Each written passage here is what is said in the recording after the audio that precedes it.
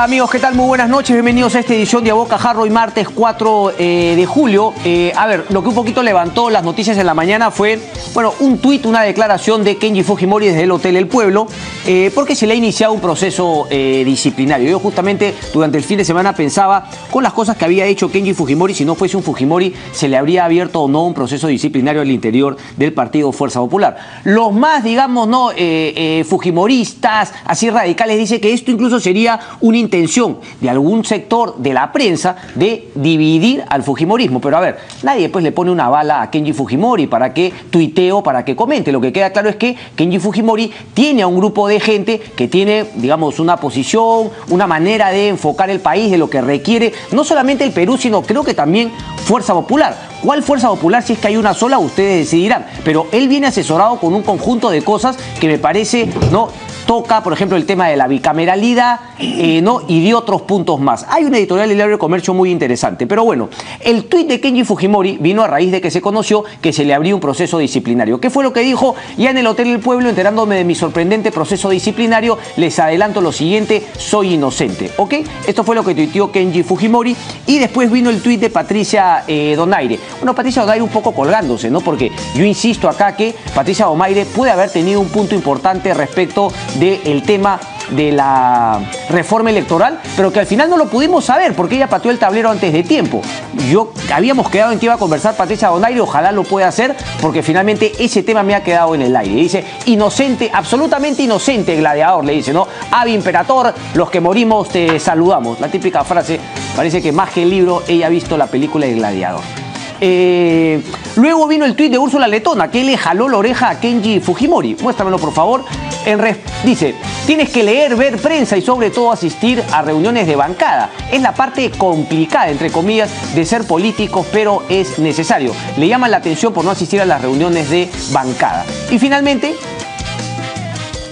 un byte de Kenji Fujimori, que además dijo un tema importante. Y aquí es lo que yo le hacía, por favor, un poco la crítica a Patricia Donaire. Obviamente, yo creo que va a ser muy difícil pues que expulsen a Kenji Fujimori, pero incluso Kenji Fujimori, a pesar de que se le ha abierto un proceso disciplinario y no sabe cuál será el resultado, ha dicho justamente esto respecto de algunas voces que comentaban podría seguir el camino de Patricia Donaire. Está claro que no. Esto dijo Kenji Fujimori.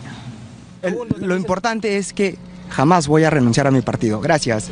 Cuidado, cuidado. Esto podría terminar en una expulsión, congresista. Abrir proceso disciplinario podría terminar en una expulsión. Bendiciones. Cuidado con el Mac 5. Bueno, Kenji Fujimori. Pero, a ver, es que independientemente de la gente que diga, no, están queriendo dividir, Kenji Fujimori parece que tiene una actitud que le empieza a dar unos ciertos réditos, por lo menos es el congresista más votado.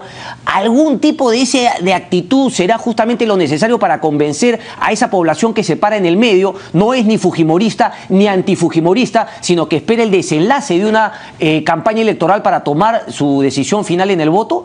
Es como para hacerse la pregunta, ¿no? Y por eso repito que la editorial del Diario del Comercio es bastante interesante el día de hoy, porque dice que justamente la inmadurez que le achacan a Kenji Fujimori, pareciese que él dice cosas más bien bastante maduras y coherentes, pero como todo en la vida es cuestión de el cristal con el que se le mire. Y para justamente conocer los cristales con que miran la actualidad, nuestros analistas los presentamos. Víctor Andrés Pons y Ditel Columbo. Señores, muy buenas noches, gracias por estar aquí. ¿Cómo estás, Cristian? A ver, Víctor Andrés, antes un poquito lo de Kenji y después entramos al tema de fondo que ha sido también justamente el tema en tu columna del día de hoy en El Montonero, el tema de la reunión que espero todavía se dé entre el presidente y Keiko Fujimori. Bueno, en el caso de Kenji hay que diferenciar los hechos de las estrategias políticas del propio Kenji, del propio fujimorismo oficial, en el caso de Keiko Fujimori, y del antifujimorismo y del antifujimorismo mediático, ¿no? Por ejemplo, yo a Kenji considero que es un buen hijo, es un político que ha ligado el tema de la libertad de su padre a una estrategia, ¿no?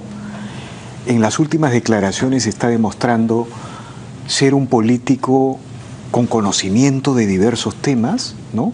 En la última entrevista con Jaime Althaus ha demostrado una solvencia que no se puede cuestionar. Por lo tanto, hay un Kenji maduro, ¿no?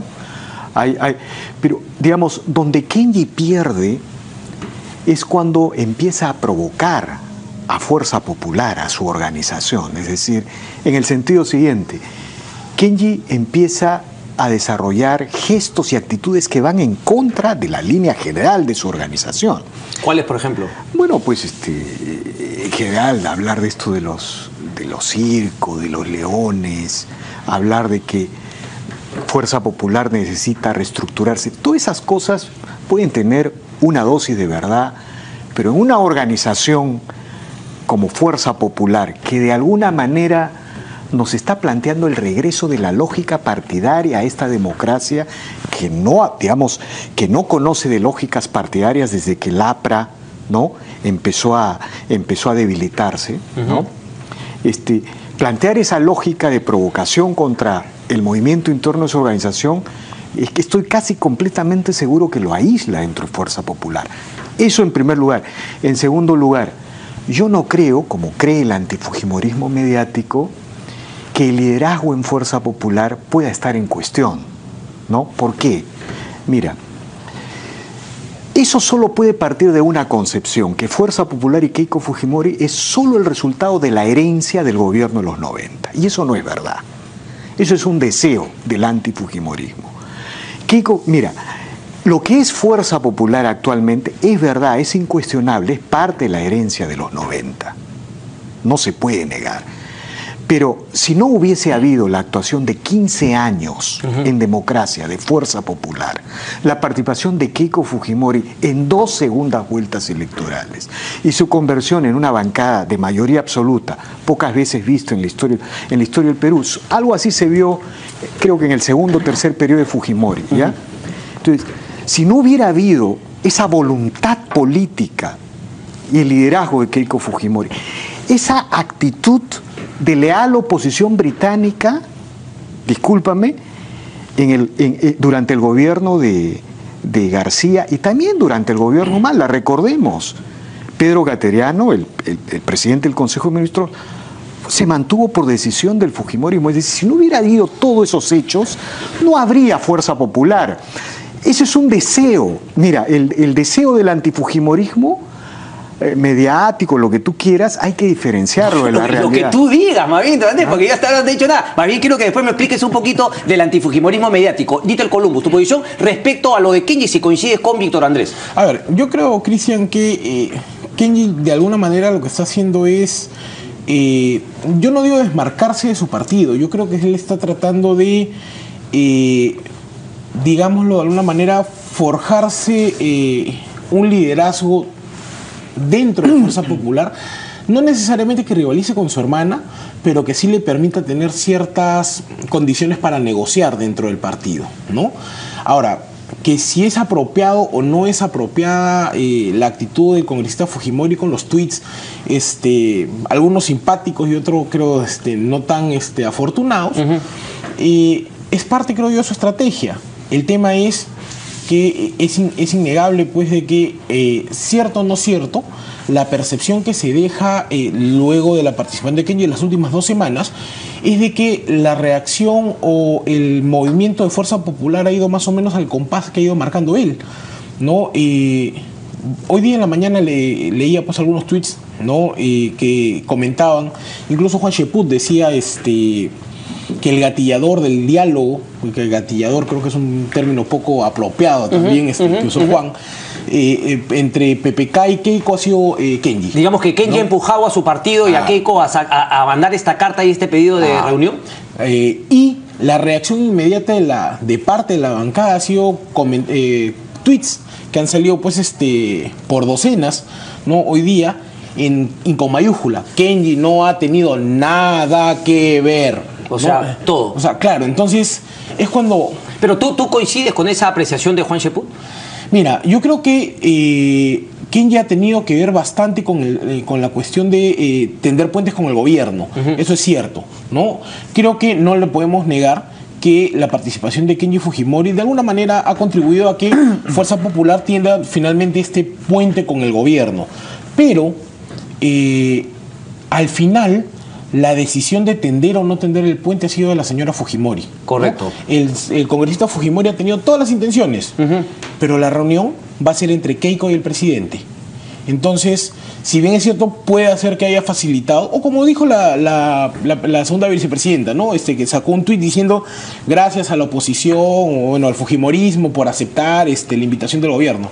Ya bueno, al margen de digamos, con todo respeto, la percepción errada de la realidad que tienen en la bancada del gobierno, ¿no? Independientemente de quién fue el que tendió el puente para dialogar, lo importante es que dialoguen. Sí. No importa si lo hizo el gobierno, lo hizo el fujimorismo, si nació de Keiko Fujimori o del hermano. Lo que importa es el resultado. Y el resultado es que haya diálogo. Ahora, en el tema del diálogo, lo importante es de que en el tema del diálogo, ratito Dittel, que ahora le toca a Víctor Andrés, porque estamos hablando de Kenji, ahora pasamos al diálogo, porque además ha escrito una columna criticando, ¿no?, al presidente Pedro Pablo Kuczynski. Increíble. PPK relativiza reunión con Keiko Fujimori. Víctor Andrés. Mira, el problema de la convergencia o el acuerdo entre el fujimorismo y el PPKismo tiene que ver con lo siguiente. Ya hubo una primera cumbre. Después de la censura de Saavedra se produjo una primera cumbre.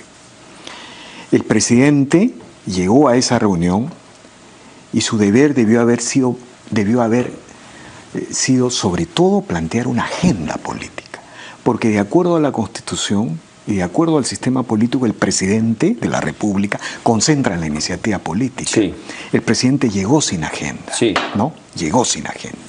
Después de eso, digamos, yo tengo el conocimiento de que hubo otro intento de fuerza popular a través de mediadores de producir otra cumbre, ¿no? Ok, pero bueno, yo tengo el dato distinto, sí, opuesto. El que más bien se le acercó gente PPK. Así es. Mira, okay. Entonces, hay de los dos, ¿no? Hay de los dos.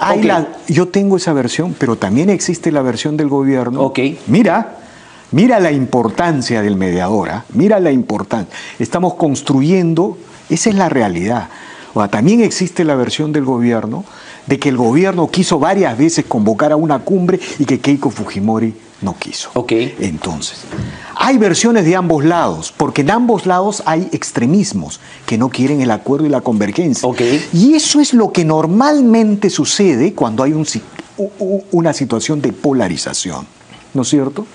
Entonces, cuando Keiko Fujimori plantea esta reunión y le dice a PPK, señor, le planteo un testigo, porque eso es lo que le estaba planteando. A ver, buen punto, porque ahí estás cambiando justamente el término mediador por testigo. No, bueno, mediador o testigo como te parezca, ya como te parezca. Le dice, en realidad lo que Keiko Fujimori hace es decirle al presidente, es tratar de extender la confianza de esta reunión.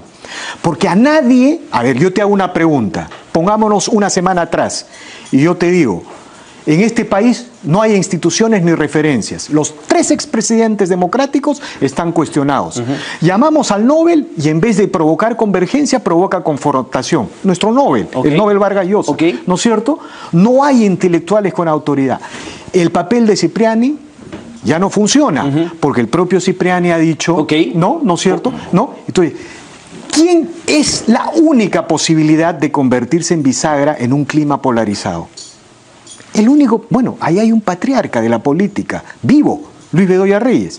Bueno, por eso el sentido común, si tú y yo hubiéramos conversado hace una semana, hubiéramos llegado a esa conclusión. Por eso a mí me parece impensable la respuesta del gobierno. ¿Por qué?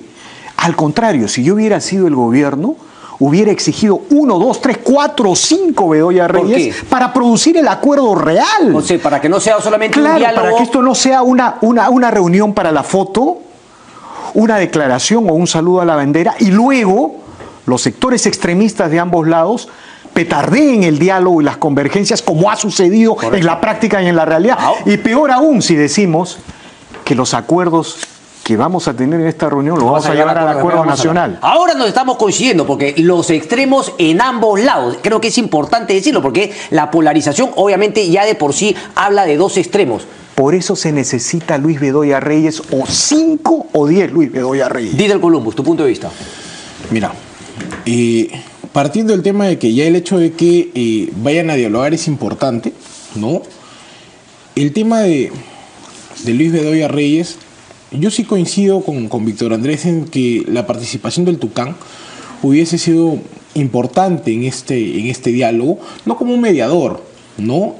yo te diría en todo caso un testigo, un facilitador de ese diálogo, ¿no? Pero un testigo, digamos, de un acuerdo de que iba a verse, se iba a producir algo finalmente. Y además Luis Bedoya Reyes, con la autoridad que tiene y además la picardía conocida, sería la persona que nos podría contar quién petardió, quién no quiere. Eso es lo que yo quisiera saber de una reunión a puerta cerrada. El problema ahora, Cristian, es que, bueno, ya, el presidente de una forma muy elegante, muy fina, ha dicho, pues, nos reunimos los dos solos, y no quiero que nadie más intervenga, ¿no?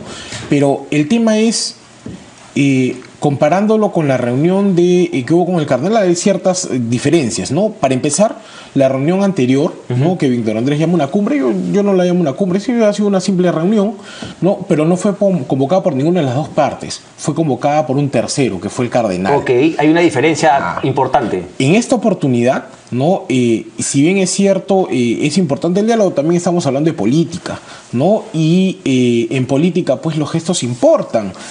Y en esta oportunidad la señora Fujimori, pues, le ganó por puesta de mano al gobierno, ¿no? Porque el diálogo ha sido a instancia del fujimorismo, y es el fujimorismo el que ha puesto, no la condición, como algunos dicen, ¿no? Es la invitación de que sea el Tucán Bedoya como uno de los patriarcas de la política. Pero el último de los patriarcas. Más allá del gesto, no, lo digo a título personal, o sea, a mí me importa poco de quién fue el gesto, claro, los gestos importan, claro. pero finalmente en donde los dos pueden salir ganados, por ende, el país ganador es con el acuerdo al cual se llegue y sobre todo cómo se vaya a ejecutar. Pero ahí, Cristian, hay un tema importante, pues.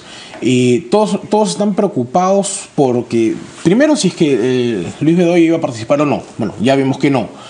Que si hay o no hay diálogo, porque los que pedían el diálogo y criticaban porque no se da, ahora porque va a haber también critican. Pero nadie está muy centrado en el tema ok, va a haber el diálogo el martes. Sí. ¿No? ¿De qué van a hablar? Ese es el punto que vamos a tocar tras esta breve pausa. ¿Qué es lo que deberían tocar y qué es lo que para ustedes sería, digamos, un buen diálogo, una buena reunión con unos acuerdos concretos y ahí también las responsabilidades de cada uno para que esos acuerdos se puedan llevar a cabo? Con eso regresamos, no se muevan.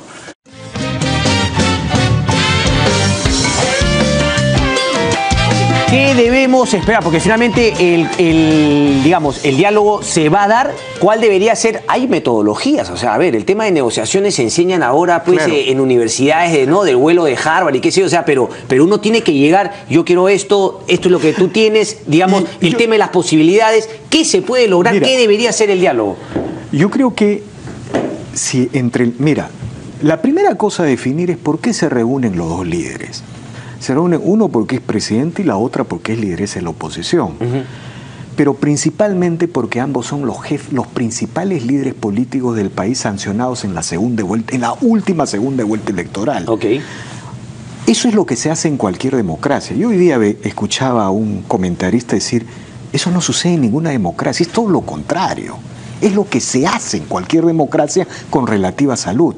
Y peor aún cuando tienes un ejecutivo en la tercera bancada y un Congreso con una mayoría absoluta opositora. Es decir, no es una necesidad, es una urgencia, es una obligación para cualquier demócrata pelear esa posibilidad de convergencia. Entonces, yo lo que diría es que yo creo que la actitud de PPK un poco que relativiza el contenido y la importancia de esta reunión. Pero ¿tú crees eso siendo él el que ha venido pidiendo y diciendo justamente todo este tema? Es que existe, mira, Cristian. O sea, que es un relato, un verso. Escúchame, existen dos versiones del tema en medio de una polarización. No digamos quién tiene razón. Lo correcto es definir que hay fuerzas pro convergencia y hay fuerzas que se oponen a la convergencia. Para que las fuerzas que se oponen a la convergencia no triunfen como han triunfado en este último año, necesitamos una metodología. Keiko intentó plantear una metodología mediante un testigo, no funciona.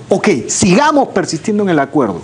Yo creo, por ejemplo, que el presidente debería plantear, ¿no?, los 4 o 5 ejes y plantear 1 o 2 reuniones más con la lideresa de la oposición. Y a su vez, la propia lideresa de la oposición debería, ya que retomó la iniciativa, seguir planteando que el diálogo entre PPK y Keiko no se agota en una reunión. Se necesita por lo menos 1 o 2 reuniones más. ¿Para qué? Para ponerse de acuerdo en cómo hacemos para relanzar nuestra economía. Santo Dios, estamos creciendo 2%. somos un país que ha vuelto a aumentar pobreza teóricamente, ¿no es cierto? Mira, digamos, lo que ambos líderes deberían coger esta situación y plantear una metodología de modo tal que en esa metodología las tendencias pro convergencia, pro acuerdo en ambos lados triunfen. Es decir, una o dos reuniones más, ¿no? Creo que es la manera de plantear. En una reunión tratar el tema económico, en otra reunión el tema institucional y en otra reunión el tema de la corrupción.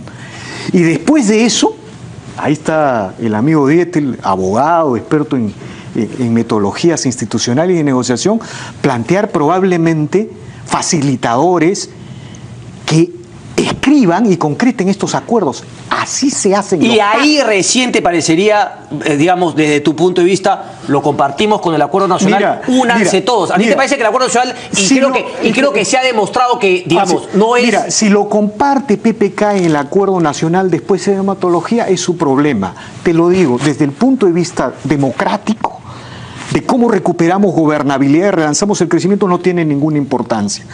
Porque mira... Pero has hablado de institucionalidad, pues vamos a ver, o sea, la institucionalidad también se va construyendo. No hay mayor problema institucional que el choque de poderes que está viviendo el Perú. Pues, pero eso se soluciona y después vamos un poco más a la institucionalidad. Si quieres vamos al Acuerdo Nacional, pero mira, lo digo, no hay mayor problema institucional que el choque de poderes que vive el Perú, el entrampamiento entre dos instituciones centrales que por mandato de constitucional deberían buscar políticas para que fluyan.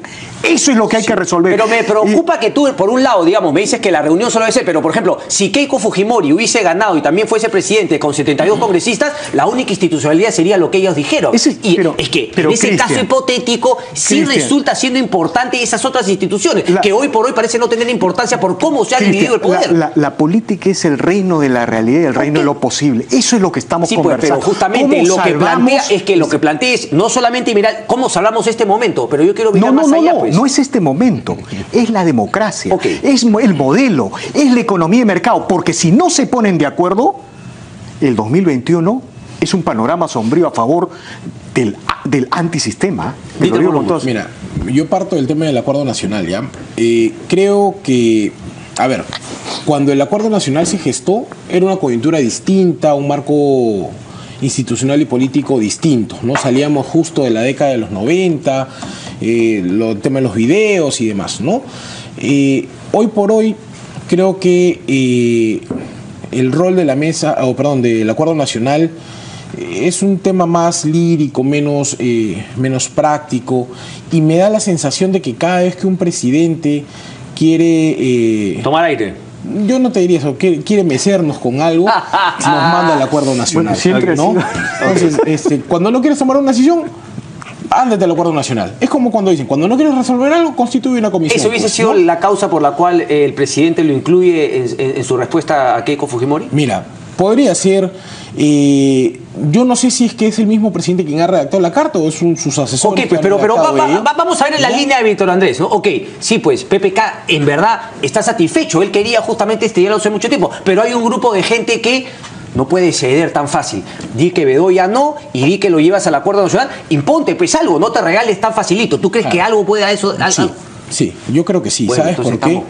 Porque estamos donde nos merecemos entonces. Pero mira, es que Cristian, el tema es bien práctico, ¿no? Horas antes de que pasara este tema de la carta de la señora Fujimori, estábamos discutiendo de que por qué el presidente decía, por ejemplo, de que por favor no se bajen cada 2 semanas sus ministros, ¿no? Y que dejen trabajar. Claro. Y ellos lo cual es complicado que lo diga el presidente de la República, porque eso es como decir pues que él preside pero no gobierna, pues, ¿no? Es que el presidente admite que hay una ingobernabilidad absoluta en el país, ¿no? Que a tal punto de que no pueden ni siquiera mantener a sus ministros con el fajín puesto, ¿no? Pero al margen de ello, yo creo de que esta reunión, independientemente si termina en el Acuerdo Nacional y ahí pues se diluirán los acuerdos, ¿no? O qué cosa pasará, esta reunión tiene que empezar con una agenda clara. Quizás no todos los temas van a poder ser tocados en una sola sesión, como dice Víctor Andrés. Es imposible, creo yo. Pero que prioricen pues temas. Ahora, que prioricen y que también sepan separar temas. ¿Y a qué me refiero con esto? El gobierno, por ejemplo, no va a ir con una política, oye, hay que ver el tema justicia, no, estoy dando ejemplos arbitrarios, ¿no? Porque el gobierno ya tuvo pues una delegación de facultades bastante amplia y sacaron más de 100 decretos legislativos que se supone que eran encaminando políticas de Estado que de alguna manera han sido consensuadas y tamizadas con el Congreso. Entonces tendría que abarcar temas un poco más macro, ¿no? Lucha anticorrupción, el tema de la reconstrucción. Y cosas más concretas, el tipo me va ganando, por ejemplo, cosas más concretas, el tema de quién podría ser el nuevo Contralor, qué hacemos con la Contraloría como lucha contra la corrupción. Ahí el Congreso tiene mucho que aportar justamente con los 71 congresistas de Fuerza Popular, un gabinete conversado, no un gabinete conversado, lo que conversábamos con Antero Flores Araujo, esas serían cosas concretas, frescas. Fernando Zavala se queda en economía pero deja PSM, este tipo de cosas. Pero mira, el día de hoy en nuestra conversación hemos llegado a un punto muy importante. Debe ser una primera reunión de muchas más. De 1, 2, 3 o 4 reuniones entre los dos líderes. Quizá a partir... Esta reunión solo es el inicio de un procedimiento. Eso debería ser una primera lógica, ¿te das cuenta? Porque eso evita que las fuerzas anticonvergencia, antientendimiento, maniobren en los dos lados de la mesa. Correcto. ¿Te das cuenta? Ahí coincide. Eso es muy importante. Ahora, Además, la segunda cosa, bueno, están los temas que tú has señalado, pero esta idea de un gabinete conversado es fundamental. Que no es cogobierno, no es conversado.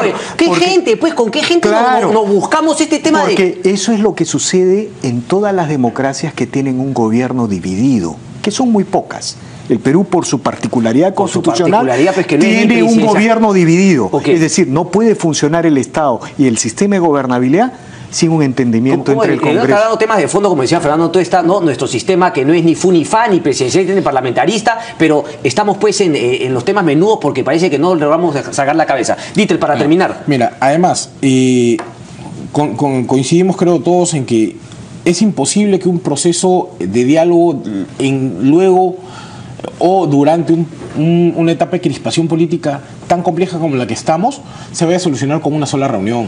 O sea, eso es imposible. Correcto. ¿No?